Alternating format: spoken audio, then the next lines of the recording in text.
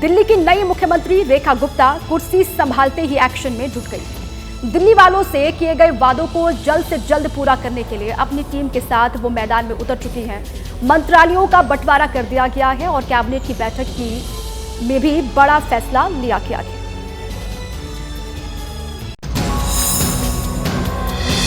रेखा सरकार की पहली कैबिनेट में मीटिंग में 2 अहम फैसले हुए हैं। दिल्ली में आयुष्मान भारत योजना लागू करने का फैसला लिया गया और विधानसभा के सत्र में 14 CAG रिपोर्ट्स पेश करने को मंजूरी दी गई। बाकी भी जो हमारा एजेंडा है, जो हमारी कमिटमेंट्स हैं, बहुत जल्द एक एक को आकार दे करके हम उसे पास करेंगे और आप सभी के समक्ष उसे प्रस्तुत करेंगे। बीजेपी ने दिल्ली के लिए 2 बड़े वादे किए थे। उनमें से एक है महिलाओं को हर महीने 2500 रुपए। लेकिन आज पहली कैबिनेट बैठक में चर्चा तो हुई, लेकिन कुछ फाइनल नहीं हुआ तो आम आदमी पार्टी ने हमला बोला। पहली कैबिनेट की बैठक हो गई, लेकिन 2500 रुपए हर महीने हर महिला को देने वाली योजना पास नहीं हुई। मैं पूछना चाहती हूँ रेखा गुप्ता जी से। देखिए, सरकार हमारी है, एजेंडा हमारा है, तो काम हम ही करने दीजिए ना। आपको हर चीज में कहने की जरूरत नहीं है। उन्हें कहिए कि जब आपका कार्यकाल था आपने किया। छात्र राजनीति से शुरुआत कर रेखा गुप्ता पार्षद होते हुए दिल्ली की मुख्यमंत्री बन चुकी हैं और इससे बीजेपी कार्यकर्ताओं को साफ साफ संदेश गया है कि आम कार्यकर्ता भी सत्ता के शिखर तक पहुंच सकता है।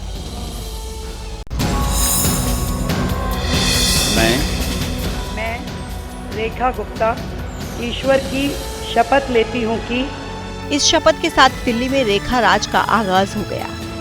मुख्यमंत्री रेखा गुप्ता के साथ 6 मंत्रियों प्रवेश वर्मा, आशीष सूद, मनजिंदर सिंह सिरसा, रविंद्र इंद्राज सिंह, कपिल मिश्रा और पंकज कुमार सिंह ने भी शपथ ली। दिल्ली सचिवालय पहुंचकर रेखा गुप्ता ने मुख्यमंत्री पद का कार्यभार संभाला। कैबिनेट की ग्रुप फोटो के जरिए एकजुटता का संदेश दिया और उसके बाद विभागों का बंटवारा भी कर दिया। मुख्यमंत्री रेखा गुप्ता के पास वित्त योजना, सामान्य प्रशासन, महिला एवं बाल विकास, सेवाएं, राजस्व, भूमि एवं भवन, सूचना एवं जनसंपर्क, सतर्कता, प्रशासनिक सुधार विभाग रहेगा और कोई अन्य विभाग जो मंत्रियों को आवंटित न हो वो भी मुख्यमंत्री के पास होगा। मिशन विकसित दिल्ली का है, उसको पूरा करने के लिए लगातार काम किया जाएगा और एक एक कमिटमेंट जो हमारी दिल्ली से है उसे पूरा करेंगे। वैसे दिल्ली में सीएम पद की रेस में प्रवेश वर्मा प्रमुख दावेदार माने जा रहे थे, लेकिन सीएम बन नहीं पाए। शपथ ग्रहण में रेखा गुप्ता के बाद दूसरे नंबर पर प्रवेश वर्मा ने शपथ ली 91-21 के साथ। उन्हें कौन से मंत्रालय मिले हैं और मीडिया से वो क्या बोले, आपको दिखा दें। प्रवेश वर्मा को लोक निर्माण विभाग, विधायी मामले, जल और सिंचाई बाढ़ नियंत्रण विभाग, गुरुद्वारा चुनाव विभाग की जिम्मेदारी सौंपी है। मंत्रालयों का बंटवारा हो गया है, लेकिन सियासी गलियारों में अभी ये चर्चा बरकरार है कि रेखा गुप्ता को सीएम बनाए जाने से प्रवेश वर्मा खुश नहीं है और ये टीज खुलकर नहीं लेकिन नजर आई। भारतीय जनता पार्टी ने मेरे पिताजी को दिल्ली का मुख्यमंत्री बनाया था, भारत का मंत्री बनाया था और वो भी आखिरी सांस तक पूरी ईमानदारी के साथ में पार्टी की सेवा करते रहे। आज पार्टी ने मुझे जो जिम्मेदारी दी है और वो जो जिम्मेदारी देते रहेंगे, मैं उसको निभाता रहूंगा। रेखा सरकार में आशीष सूद को गृह, बिजली, शहरी विकास, शिक्षा, उच्च शिक्षा और प्रशिक्षण एवं तकनीकी शिक्षा की जिम्मेदारी दी गई है। कपिल मिश्रा को कानून एवं न्याय, श्रम विभाग, पर्यटन मंत्रालय, रोजगार विकास, संस्कृति, कला व भाषा विभाग दिया गया है। रविंद्र इंद्राज को समाज कल्याण, SC/ST कल्याण, सहकारिता और चुनाव विभाग मिला है। रेखा सरकार के मंत्रियों के चयन से लेकर मंत्रालय के बंटवारे तक हर समीकरण को साधने की कोशिश की गई है। चाहे इस साल बिहार में होने वाले विधानसभा चुनाव हो और उसको देखते हुए पूर्वांचली फैक्टर, या 2027 में पंजाब में होने वाले चुनाव के लिए पंजाबी फैक्टर, हर चीज का विशेष ख्याल रखा गया है।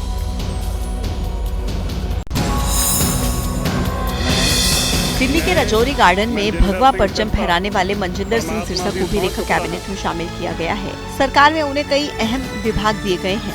मंत्रालयों के बंटवारे में मनजिंदर सिंह सिरसा को खाद्य एवं आपूर्ति, वन एवं पर्यावरण और उद्योग विभाग की जिम्मेदारी सौंपी गई है। भारत के प्रधानमंत्री ने जो दिल्ली के लिए वादा किए थे, चाहे आयुष्मान का वादा था, चाहे यमुना जी का वादा था, उन सब गारंटियों को पूरा करने के लिए ही हमारी कैबिनेट बैठी है। जो भाजपा कहती है वो करती है, जो मोदी जी कहते हैं वो करते हैं। चुनाव में बीजेपी के हक में गेम पलटने में पूर्वांचली वोटर्स का बहुत बड़ा रोल रहा। लिहाजा पूर्वांचली वोटर को ध्यान रखते हुए विकासपुरी से जीतने वाले और पूर्वांचली चेहरे डॉक्टर पंकज कुमार सिंह को भी मंत्री बनाया गया है। उन्हें स्वास्थ्य एवं परिवार कल्याण, परिवहन और सूचना प्रौद्योगिकी विभाग की जिम्मेदारी दी गई है। मन में बचपन से चाहत थी सेवा करने की और सेवा करने की इच्छा है, और अब सरकार आई है तो दिल्ली को सुधारने की संकल्पित हम, क्योंकि हम प्रधानमंत्री नरेंद्र मोदी जी के सिपाही हैं, संकल्पित होकर काम करेंगे। दिल्ली के चुनाव में यमुना की सफाई के मुद्दे पर खूब राजनीति हुई। केजरीवाल पर यमुना की सफाई का वादा पूरा नहीं करने का बीजेपी ने आरोप लगाया। कल जब बीजेपी की नई सरकार बनी तो पूरी सरकार यमुना घाट पहुंची और वहां आरती में शामिल हुई। तस्वीरें दिल्ली के वासुदेव घाट की हैं। सरकार गठन के पहले दिन मुख्यमंत्री अपने सहयोगियों के साथ यमुना दर्शन और पूजन के लिए पहुंचे। शंख और घंटियों की आवाज के साथ भक्तिमय माहौल में मंत्रोच्चारण के बीच यमुना की आरती की गई। संकल्प लिया गया कि यमुना को साफ करने का वादा जरूर पूरा करेंगे। हमारी प्राथमिकता रहेगी माँ यमुना को फिर से उनके पुराने साकार स्वरूप में लेके आना, साफ सुथरा करना, दिल्ली को वो यमुना माई का फिर से आशीर्वाद देना जिसके वो अधिकारी हैं। बीजेपी जानती है कि अगर यमुना सफाई को लेकर किया गया वादा पूरा नहीं किया तो अगली बार उन्हीं सवालों का सामना करना पड़ेगा जो इस बार आम आदमी पार्टी से पूछे थे। दिल्ली के लोगों को विश्वास है कि नरेंद्र मोदी जी के नेतृत्व में हम दिल्ली को दुनिया की सबसे सुंदर राजधानी बनाने में सफल होंगे। अगले 3 साल में यमुना को निर्मल और अविरल बनाने की रणनीति बनाई गई। शुरुआत सरकार के गठन से पहले ही हो गई थी, जब एलजी के आदेश पर सफाई अभियान की शुरुआत भी कर दी गई। दिल्ली में बीजेपी की नई सरकार के गठन के मौके पर एनडीए के बड़े नेता भी शामिल हुए और इसके बाद एनडीए शासित राज्यों के सीएम और डिप्टी सीएम के साथ पीएम मोदी ने बैठक भी की।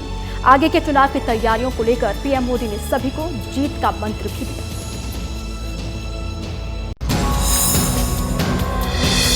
26 साल बाद बीजेपी की दिल्ली की सत्ता में वापसी हो रही थी। कल शपथ ग्रहण का बड़ा मौका था। यही वजह है कि मंच पर एनडीए नेताओं की मौजूदगी से एकता का संदेश देने की कोशिश की गई। शपथ ग्रहण में एनडीए के बड़े नेता या फिर हर दल के नुमाइंदे मौजूद थे। शपथ ग्रहण के बाद जिन राज्यों में एनडीए की सरकार है वहां के सीएम, डिप्टी सीएम के साथ पीएम मोदी ने बैठक भी की। बैठक में पीएम मोदी ने एक है तो सेफ है वाला संदेश भी दिया। दिल्ली जीतना जरूरी था, एनडीए एक है तो सेफ। बैठक के बाद पीएम मोदी ने एनडीए के नेताओं के साथ तस्वीर भी पोस्ट कर बातचीत को बेहतरीन बताया। हालांकि एनडीए की इस बैठक में नीतीश की पार्टी से संजय झा तो पहुंचे, लेकिन नीतीश कुमार नहीं आए। विरोधी सब इसको मुद्दा बना रहे हैं। नीतीश कुमार खुद नहीं आए, चिराग और मांझी जी भी शामिल नहीं हुए। यही उनके ताकत का सच है। माननीय मुख्यमंत्री जी का प्रगति यात्रा, तो प्रगति यात्रा कर नहीं जा पाए हैं। बिहार में इसी साल विधानसभा चुनाव होने वाले हैं और नजर इसी बात पर है कि सत्ता में एनडीए की वापसी हो पाती है या नहीं। दिल्ली के बाद बात उत्तर प्रदेश की। योगी सरकार ने कल राज्य का बजट पेश कर दिया है। बजट में बड़े बड़े ऐलान किए गए, जिसे 2027 में राज्य में होने वाले विधानसभा चुनाव की तैयारी के तौर पर देखा जा रहा है। सीएम योगी ने बजट को प्रदेश के विकास का बजट बताया, तो वहीं अखिलेश यादव ने इसे खोखला बजट बता दिया।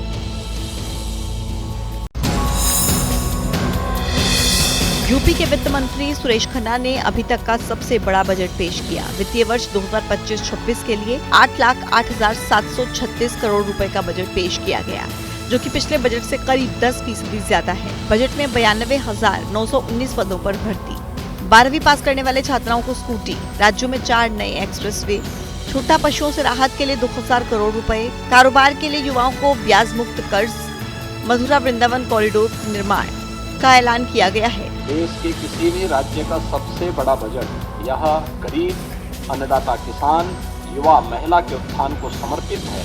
यूपी के मुख्यमंत्री ने बजट को राज्य के विकास वाला बजट बताया है, लेकिन विपक्ष को इसमें कोई दम नजर नहीं आ रहा।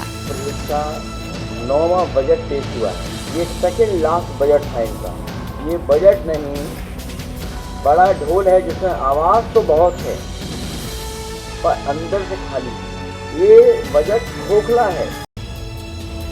अखिलेश यादव ने सिर्फ यूपी के बजट को लेकर ही योगी सरकार पर निशाना नहीं साधा, बल्कि एक बार फिर महाकुंभ में व्यवस्थाओं पर सरकार के दावों पर सवाल खड़े किए और सरकार पर कुप्रबंधन के आरोप दोहराए। गंगा जल की क्वालिटी को लेकर भी सीएम योगी पर तंज किया, उनको चुनौती दी।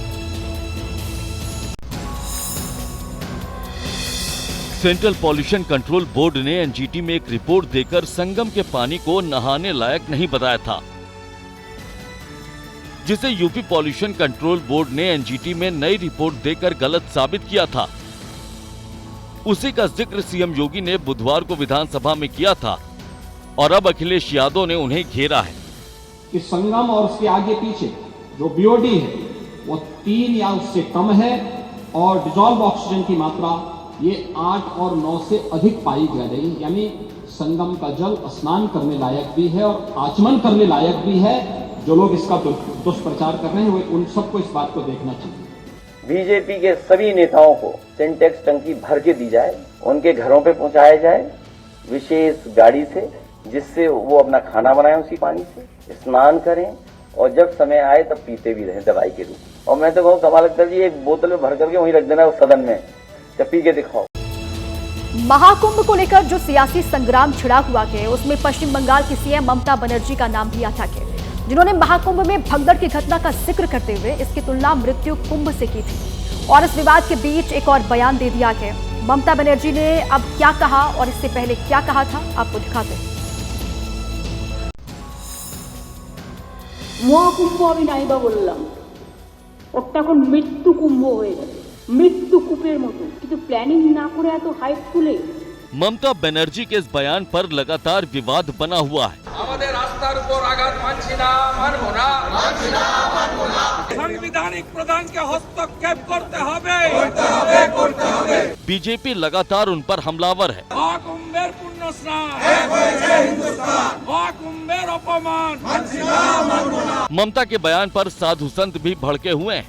इन सब के बीच ममता बनर्जी का नया बयान सामने आया है, जिसमें उन्होंने खुद को सभी धर्मों का सम्मान करने वाला बताया है। किसने कहा कि मैं अपने धर्म का सम्मान नहीं करती? याद रखिए, धर्म एक व्यक्ति का होता है, लेकिन त्योहार सभी के लिए होते हैं। हमारे देश में कई राज्य हैं और हर राज्य की भाषा, शिक्षा, रहन सहन, संस्कृति और मान्यताएं अलग अलग हैं, लेकिन हम सभी संस्कृतियों का सम्मान करते हैं। इसीलिए विविधता में एकता हमारा दर्शन और विचारधारा है। एक और महाकुंभ को लेकर सियासत उफान पर है तो दूसरी ओर श्रद्धालुओं की भीड़ भी लगातार उफान पर है।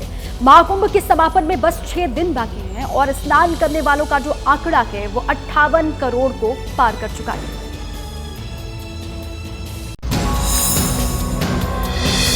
त्रिवेणी तक पहुंचने की होड़ लगातार जारी है। तकलीफ है, लाचारी है, लेकिन सब पर आस्था भारी है। गुरुवार को ही 1 करोड़ से ज्यादा लोगों ने संगम में स्नान किया। संभव है कि इस वीकेंड तक श्रद्धालुओं का आंकड़ा 58 करोड़ से बढ़कर 60 करोड़ के पार पहुंच जाए।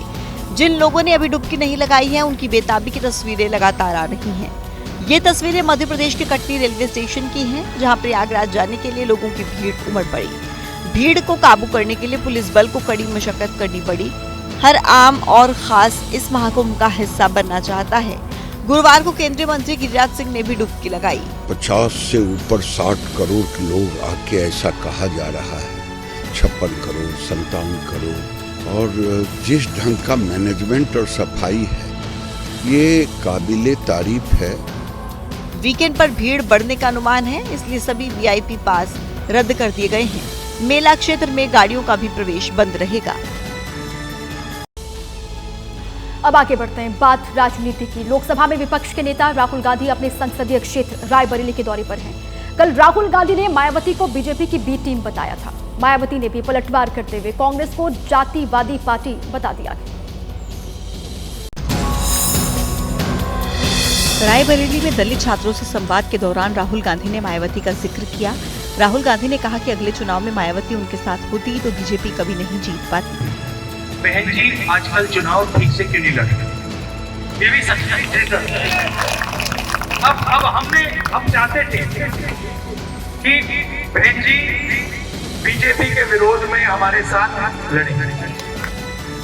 राहुल के वार पर मायावती का पलटवार भी आया। मायावती ने एक्स पर पोस्ट किया, कांग्रेस पार्टी जिन राज्यों में मजबूत है या जहां पर उनकी सरकारें हैं वहां बीएसपी और उनके समर्थकों के साथ द्वेष और जातिवादी रवैया है, किंतु यूपी जैसे राज्य में जहां कांग्रेस कमजोर है वहां बीएसपी से गठबंधन की बरगलाने वाली बातें करना उस पार्टी का दोहरा चरित्र नहीं तो और क्या है।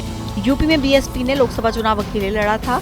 चुनाव में बीएसपी का खाता नहीं खुला था। दूसरी तरफ राहुल गांधी और अखिलेश की पार्टी साथ मिलकर लड़ी थी और इंडिया गठबंधन को बीजेपी से ज्यादा सीटें मिली थी। राहुल गांधी ने अंग्रेजी को लेकर बीजेपी और आरएसएस पर हमला बोला। राहुल ने कहा कि बीजेपी आरएसएस के लोग अंग्रेजी का विरोध करते हैं, लेकिन इनके बच्चे विदेश में जाकर पढ़ाई करते हैं। राहुल गांधी ने छात्रों से कहा कि हिंदी जरूरी है, लेकिन अंग्रेजी आपका सबसे बड़ा हथियार है, जिसकी बदौलत आप हिंदुस्तान या दुनिया के किसी भी देश में काम कर सकते हैं।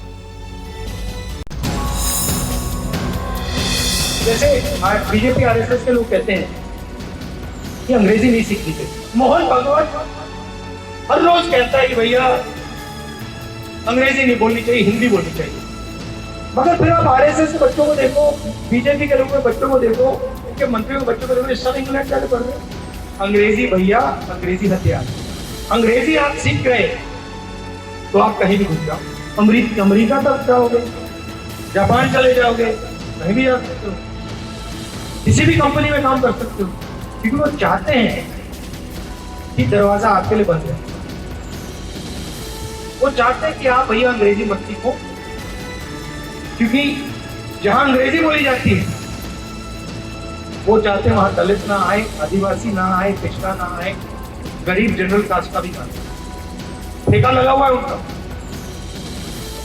अगर अंग्रेजी आपका सबसे बड़ा हथियार है। और इस वक्त एक बड़ी खबर मिल रही है, उससे आपको रूबरू करवा दें। हाथरस भगदड़ कांड की रिपोर्ट सामने आ गई है। न्यायिक आयोग की रिपोर्ट में भोले बाबा को क्लीन चिट, सूत्र ये जानकारी दे रहे हैं। रिपोर्ट में पुलिस की लापरवाही को जिम्मेदार बताया गया है। घटना के पीछे आयोजकों को मुख्य जिम्मेदार बताया गया है। सूत्रों के हवाले से बड़ी खबर। हाथरस में भगदड़ में 121 लोगों की मौत हुई थी, 121 लोगों की जान गई थी। और मेरे साथी वीरेश पांडे इसी पर और जानकारियों के साथ जुड़ चुके हैं। वीरेश, इस न्यायिक आयोग की जो रिपोर्ट है उसमें क्या क्या कहा गया है, क्या बातें हैं, जरा बताएं। देखिए, हाथरस से एसआईटी की भी रिपोर्ट आई थी, तो एसआईटी ने भी क्लीन चिट किया था भोले बाबा को, और न्यायिक आयोग ने भी सत्संग करने वाले भोले बाबा को क्लीन चिट की है। पुलिस की लापरवाही को जिम्मेदार बताया गया। एसआईटी ने भी पुलिस की लापरवाही को जिम्मेदार बताया था, और घटना के पीछे आयोजकों को बताया था मुख्य जिम्मेदार एसआईटी ने बाबा को क्लीन चिट की थी, पुलिस की लापरवाही बताई थी, घटना के पीछे आयोजकों को मुख्य जिम्मेदार बताया था। न्यायिक आयोग ने भी यही बात रखी है। आयोग ने भविष्य में ऐसी घटनाओं को रोकने के लिए सुझाव भी दिए हैं। पुलिस अफसर हर आयोजन स्थल में खुद जाकर भ्रमण करें, वहां देखें कि इस तरह के भीड़ आ रही है तो उसको मैनेजमेंट करने के लिए कैसी व्यवस्था की जा सकती है, भीड़ हो तो उसे रोकने की व्यवस्था करें, क्राउड मैनेजमेंट की व्यवस्था पुलिस को करनी चाहिए थी। आयोजकों द्वारा ली गई जो कार्यक्रम की अनुमति थी, शर्तों की सख्ती से लागू करवाना था पुलिस को, लेकिन उल्लंघन हुआ तो इस पर कार्रवाई करना चाहिए था, कार्रवाई नहीं हुई। 2 जुलाई 2024 को हाथरस भगदड़ में सरकार ने न्यायिक आयोग का गठन किया था, तो न्यायिक आयोग की जो रिपोर्ट है वो कैबिनेट में कल रख दी गई थी, और जो सोर्सेज से माना जाए सदन में रिपोर्ट रखने को मंजूरी भी दी गई है। ठीक है, शुक्रिया आपका वीरेश इस अहम जानकारी के लिए।